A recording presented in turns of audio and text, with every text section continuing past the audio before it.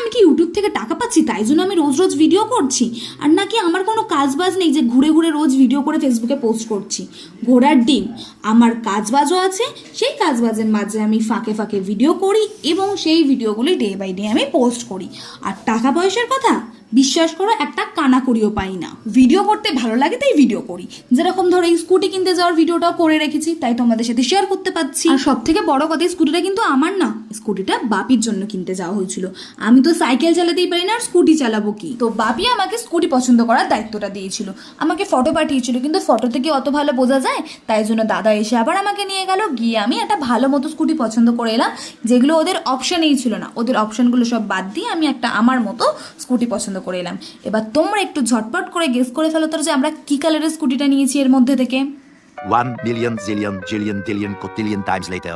নতুন স্কুটি নিলাম আর একটু খাওয়া দাওয়া হবে না সেটা হতে পারে? তাই দাদারা এখান থেকে নিয়ে নিল ওদের জন্য বিরিয়ানি, কিন্তু আমি তো এই সব খেতে পারবো না, তাই আমার জন্য নেওয়া হয়েছিল তন্দুরি রুটি আর চিকেন স্যুপ। এখন আমি খাই, আজকের মতো বাই, দেখা হচ্ছে পরের ভিডিওতে, টাটা।